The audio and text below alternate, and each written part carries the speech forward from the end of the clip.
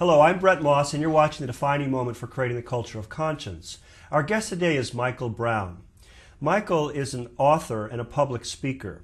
He also has experience as a journalist, columnist, and magazine editor. He was born in South Africa, and he currently lives there. In 1987, he developed an acutely painful neurological condition known as Horton's syndrome. After years of conventional and alternative therapies, Michael embarked on a personal quest to heal his condition using his own experience as a barometer and a guide. His healing discoveries and his spiritual awakening led him to write the book, The Presence Process, a healing journey into present moment awareness. Michael Brown, welcome back to The Defining Moment. It's a pleasure to welcome you back in our studio today. Thank you. Good to be here. Thanks for coming. Our topic today is restoring emotional balance. And I'd like to begin by asking you to share a defining moment with our viewers related to your own healing journey. I found that when I got back to South Africa after being away for a long time, I had this immense rage towards my mother. When I was in her presence, I felt really full of anger, and I remember my sister going, "I don't understand why. She's a wonderful person." And there was this immense rage. This rage was coming from the first 7-year cycle, the childhood cycle, the child's experience of something that had happened. So initially one wants to go and talk about this, or if we're in an unaware state or an unconscious state, we like to physically do something about it. But as we move along the pathway of awareness, then we'll want to mentally talk about it. But the causal point is going to be in the emotional body. Of course, I had learned all this through my experiences. But again, encountering the presence of my mother was an opportunity to find out if this was really true. And so what I did was I worked on the rage that came up inside of me. And I became aware that this rage had always been there. So in the earlier years of my life, if I'd gone and visited my mother, I'd gone to sleep on the couch. In other words, because I was not even in contact with my rage, the way I dealt with that experience was to just go unconscious. I'd sleep on the couch, get up and leave. Instead of changing my mother, instead of trying to have her be a different person, I worked on the rage, which is allowing it to be there, feeling it. That's how the emotional body works. It comes back into balance through feeling. I was able to integrate that rage, and now today have an experience with my mother that I can only describe as her being such a close friend. In fact, I say that in my understanding is that once you have integrated the stuff with your mother or with your father or with your sister or your brother, they cease to play those roles. They cease to play those roles. And the role of the mother was really to teach me how to nurture myself. So when I learned to authentically nurture myself, my relationship with my mother came back into balance. And I saw that the authentically making peace, that's what my mother taught me. To be at peace in this world is not about trying to change the world. It's about to work with what the world is reflecting for me while I'm here and integrating that rather than to try and physically change things or mentally discuss it go into a place of mental discussion, but actually go into the heart center and change the nature of what's going on in the heart, bringing the emotional state back into balance. Okay, very clear. Thank you very much for sharing that with us. You're welcome. I want to ask you one follow-up question about it. Can you tell us a little bit more about how you digested or integrated the anger and the rage that you felt? How did you go about interacting with it, digesting it? What happened for you? There were many stages of it. The first was just to become aware it was there. Angry people become very nice people. And nice people are people that will do anything to avoid conflict. So they're very nice. Okay. I became a very nice person.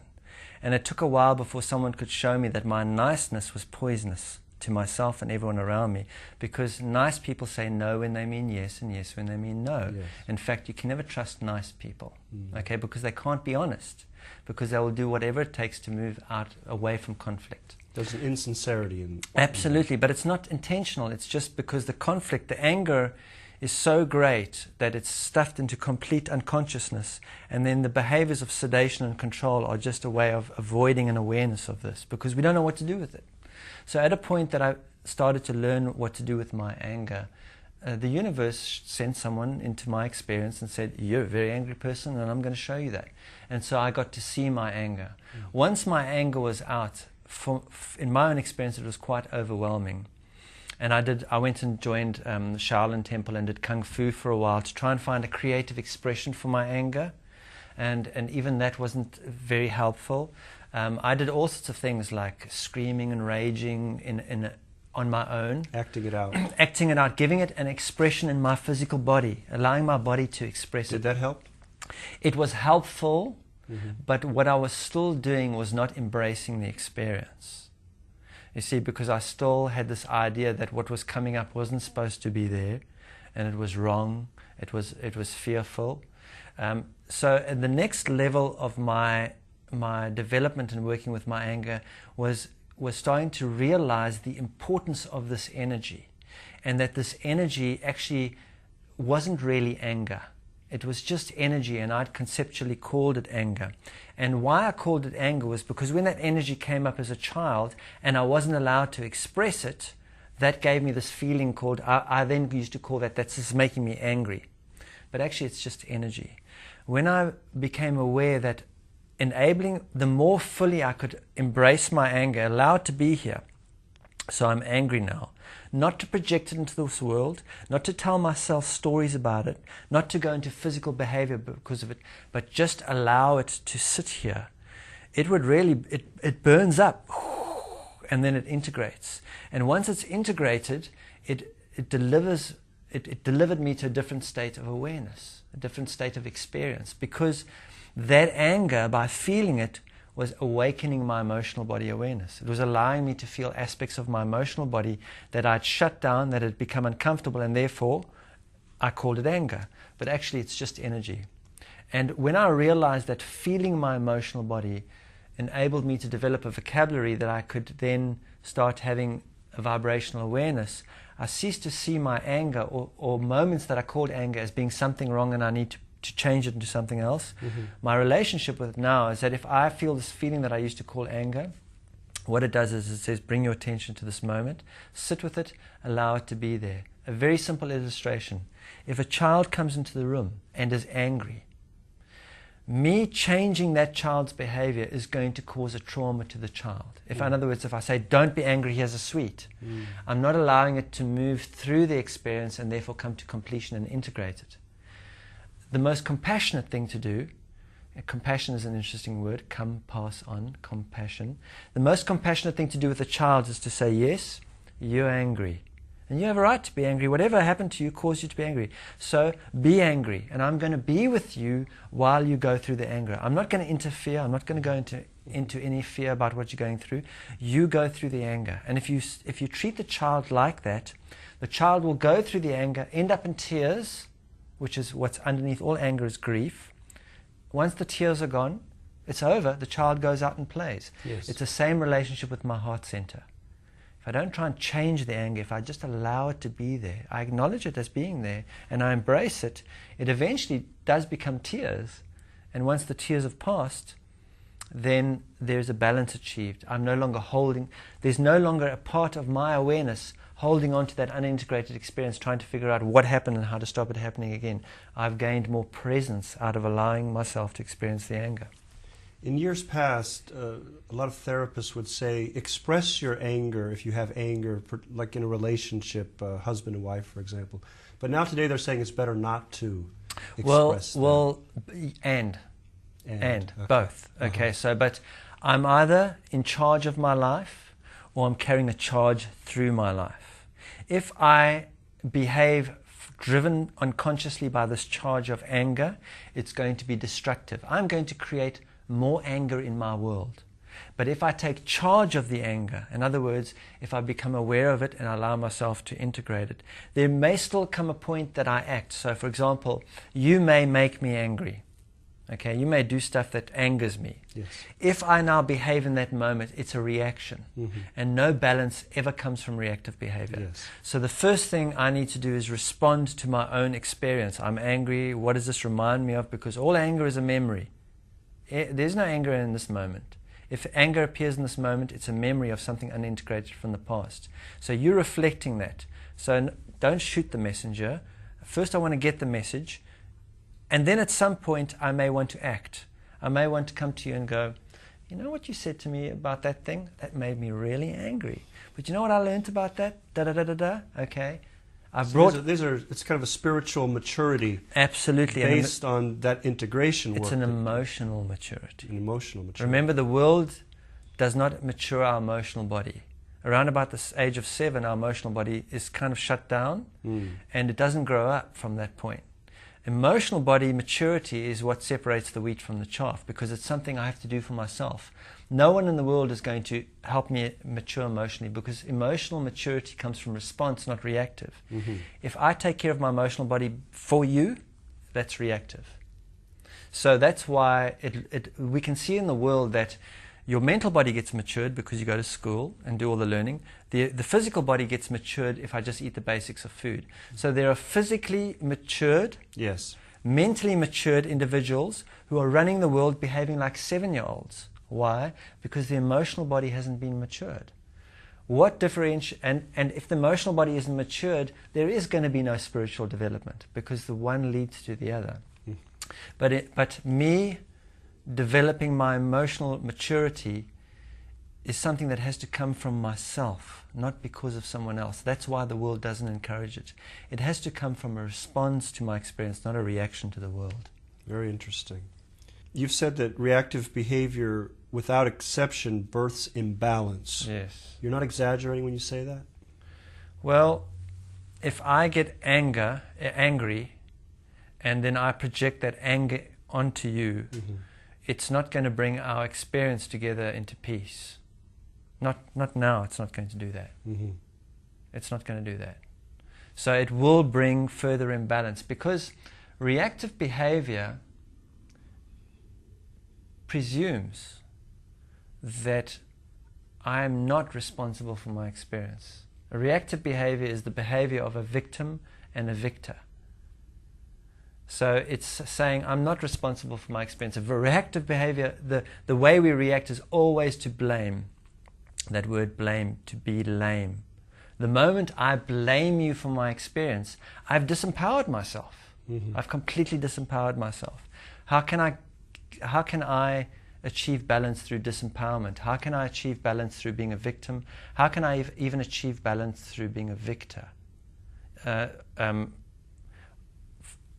For example, revolutionary behavior is a reactive behavior. A revolutionary is reacting to being oppressed.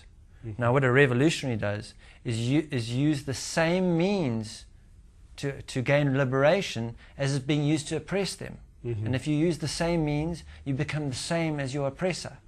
And a revolutionary always creates victims, always becomes a dictator, and that's why it's called revolution. It revolves. The experience just revolves. There's no change to the experience. No transformation. No balance achieved. It always keeps the experience in imbalance. So reactive behavior, I can't see how reactive behavior can bring balance. Maybe in the long term I can react, okay, and I can then see through my experience that my reaction is not fruitful, and from that experience I can learn to become responsive. Yes. And in that way, yes, maybe reactive behavior can breed in the experience down the line. Okay, I hear what you're saying. Yeah. Tell what more is involved in restoring emotional balance? Restoring emotional balance is simply enabling myself to move along the pathway of awareness, to go from to first enter my physical body fully. I want to arrive in the physical body, and most of us don't live in the physical body. Where do we live? We live in the mental body. So, for example, there are many of us that drive to work and get to work and cannot recall how we got there, because we weren't in the body. We were in the mind, or in the mental. The mind for me is the physical, mental, and emotional, but we were in the mental. And so while I was driving to work, I was still at home having a conversation with my kids. You've got to see my point of view, and I'm right. Or I was at work having the conversation with my boss that I'm still haven't had yet, but I'm already having it now. I'm not here in this moment. So for many of us, we don't live in the body. We live in the thought, in the mental body. The first step is to enter the body. to come into the body. The next step is to gain some level of mental clarity. And the mental clarity is, I'm the causal point of the quality of my experience. And another aspect of mental clarity is understanding that the causal point of my experience is in my feelings, not in my thoughts and my physical circumstances. And I'll give you an example of this. There are 3 ways that people attempt to make peace in this world. The one way is to adjust the physical circumstances of the world. Okay, to enforce physical circumstances upon other people. This is called enforcing peace. Yes. Okay, so this has never led to peace. There is no historic record of this ever leading to peace, because peace is not a physical circumstance. It's expressed physically. Or there's another way that we can make peace. We can say, well, let's get together and have a peace conference. Let's talk about peace. I will draw up my manifesto about peace. You draw up your manifesto. We'll bring the reporters and we'll sign them in public, because now we have an agreement in our manifesto and we're going to have peace this way. Peace has never been accomplished through the mental, because the mental is not the causal point of peace. It can reflect peace. Peace, I only know I'm at peace when I feel at peace. Peace is a feeling. It's the causal point. So when I feel at peace, my thoughts will reflect that because of the pathway of awareness. My thoughts become more peaceful, and when my thoughts become more peaceful, my relationship with my physical environment is one of more peacefulness. I don't have to rearrange the environment. So if I want to attain authentic peace, my duty is to move my awareness to feel the authentic condition of my emotional body. The authentic condition of my emotional body. To feel what fear, anger, and grief is going on there, because that is going on unconsciously, leading into my thoughts, creating the physical experience that I'm having. Now, are you saying that people are always experiencing a certain degree of fear, grief, and anger all the time? Yes, until we experience peace. So if there's no peace present... Look, peace is given, right? The whole world is at peace, actually. If you go to the Middle East now, there's just peace. And if you want to see that, remove all the human beings. You'll see that it's just peace. Okay? Peace is given. We don't have to make peace. What we have to do is take a look at what it is that's obscuring the peace that is already there. Peace is given. Okay. So it's the same thing in my personal journey. If I want to be at peace authentically, I'm not just talking about it, then I have to go and take a look at what's causing the chaos in my life. I'll become aware of chaos. And that's the fear, anger, and grief, or those emotional dysfunctions that are keeping my emotional body out of balance. Now, the emotional body is very simple. It's the child part of us. Unless I become a child again, I cannot enter the kingdom of heaven. Someone said that. Okay, somebody said that, right? and for me, my integration of that is, unless I enter the emotional body, the child part of myself, the 7-year-old and younger, and bring that into harmony, bring that into balance, I cannot enter heaven. Heaven is just even, in balance, okay? And the way the emotional body works is very simple. If I am standing up and I close my eyes and I fall over, the reason I'm falling over is because I cannot feel how out of balance I am, all right? Thinking about it's not going to help. If I think I'm 6 degrees out of balance, 12 degrees out of balance, come back, that to me is therapy. Okay, it's just mental therapy. Okay. But actually, if I reinstall my ability to feel, simply by feeling how out of balance I am, I can restore my balance. I don't have to think about how out of balance. Just by feeling. It's the same thing with the emotional body. If I allow myself to feel my fear, for example, and my anger and my grief, to the point that I stop running away from it into behaviors of sedation and control, into all sorts of inauthentic behaviors. This is what addiction and affliction is. These are behaviors that have come out of running away from the condition of my emotional body. If I just allow it to be there, especially if I come to the realization that these experiences are beneficial in my journey in regaining emotional body awareness, then the balance automatically comes. The imbalance comes out of running away from the experience and developing inauthentic behaviors to mask the experience. The moment I'm no longer afraid of what's going on in my emotional body, I settle in there. I become at peace in my own heart. And then that's reflected into my thoughts, and then that's reflected into my physical circumstances. So the return to authenticity comes from first seeing what's authentically going on in there, having an authentic experience. Allowing yourself to fully experience it. Exactly. If grief's there, fully experience it. Fully experience If fear's there, fully experience it and embrace it. Fully embrace it. Mm-hmm. It's actually not fear, anger, and grief. These are concepts we've given to energy that is blocked, that all it wants to do is to run. When you block energy like that, if you resist energy, if you create resistance, it creates heat. It creates a friction which creates a heat. It's hot as hell.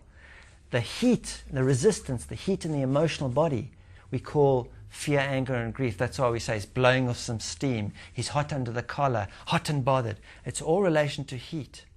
When there is resistance in the emotional body, it creates immense heat. If I'm being inauthentic, I'm resisting what I really am. I'm resisting my authentic behavior. That resistance creates heat.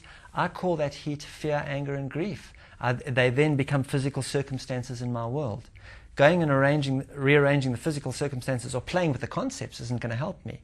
I must take my awareness back into the emotional body and feel my anger, not project it, but allow myself to feel it and to see its purpose.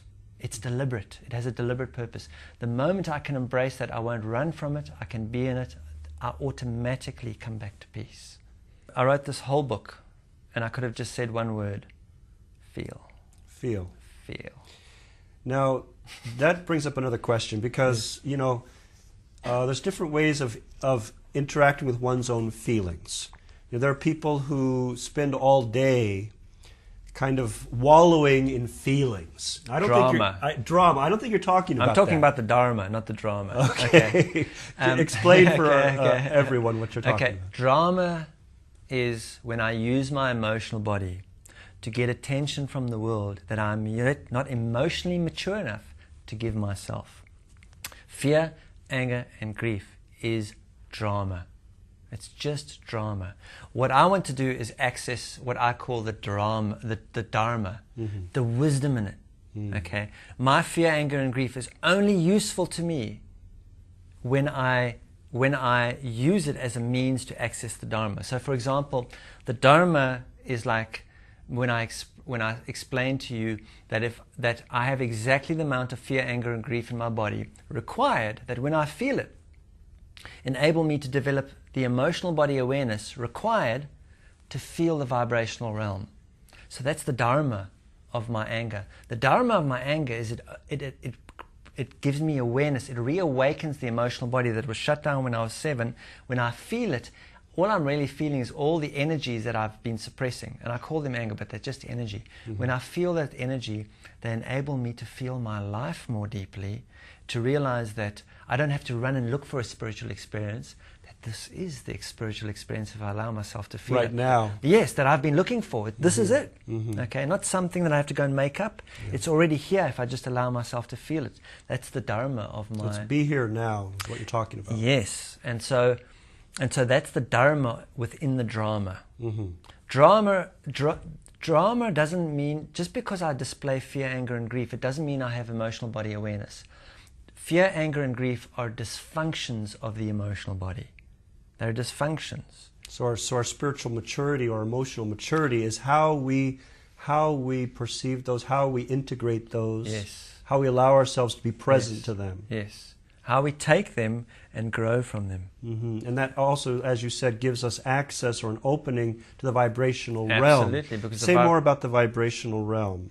Well, the vibrational realm is an experience, so there's not much to say about it. It's actually a direct experience. So, for example, that experience, the moment you talk about it, is no longer the vibrational realm. It's an absolute direct experience. And so what we have is the direct experience. Then we have metaphor or symbol or parable, which is the language of the emotional body. Then we have mental concepts, in which we can talk about it and explain it and understand it and analyze it. And I love the word analyze. We can analyze it. And then we have the physical expression of it. So, for example, I'll give you a demonstration of those languages into the vibrational body. The first is, I can say to you, being very physical, the very physical aspect of it. I say, you and go sit under that tree for 9 days and eat prunes all day and all night if you want to have an experience of God. Now you can go and do that, and you'll find it's a really messy business, right? Right, okay. of course. Okay, that's physically trying to express what God is, okay, or an approach to God. Or I can say to you, and so you have to go and do that. Yes. Okay, you have to leave here and go and do that. Or I can say to you, God is equal to, E is equal to MC squared, is God. Which means you still have to go to that, because now you've got to go and learn the science to understand the formula. It requires you to go to it. That's the mental body language. All right. Or I can say to you, you are a drop and God is the ocean. Just allow yourself to fall back into it. Okay. Now, that doesn't require you to do anything. That's the language of the emotional body, because it does something to you emotionally, but it comes and meets you where you are at. It doesn't require you to go anywhere. That's why a lot of people use parables or metaphors to teach, and even we use symbolic symbols to try and convey things that can't be captured mentally. The next level into that is the direct experience, which is the drop falling into the ocean, which you can't express because it's a direct experience. So the vibrational is a direct experience, which first for me gets perceived through feeling it. That's why the feeling body is so important. And then interacting with it as maybe a language of sound and light. Sound and light. Which is not with these eyes or these ears. Okay. Okay. It's a different, it's internally. I don't need to be using these eyes or listening with these ears. It's intuitive? It's an internal experience. Internal experience. Yeah, that is not connected to this physical world. So it's not done with these physical eyes or with these physical ears. So that's my insight about it. But the actual experience itself, I couldn't tell you what that is, because when you have it, or anyone here has it, their experience will be their experience, and they might not be even able to explain it. And if they do, they would use a different metaphor to try and say the same thing. Because it's unique to that person. Absolutely. So each person is unique. Absolutely. And that's why I was saying, I'm open to the fact that God is infinite, whatever God is, and therefore the journey of God realization is an infinite one. There's no destination. I'm also open to every being in this world having their absolutely own unique experience of it that is completely different to mine. I'm open to that, to being a completely multidimensional experience. On that note, Michael, you won't believe it, we're already out of time for this interview. Thank you so much for being our guest on Defining Moment. It's been fascinating once again to listen to you. Thank you so much for being here. You're welcome. Thanks for inviting me here. I appreciate it. You've been watching Defining Moment for Creating the Culture of Conscience. You can find us on the internet at www.definingmoment.tv. Thanks for watching and have a great day.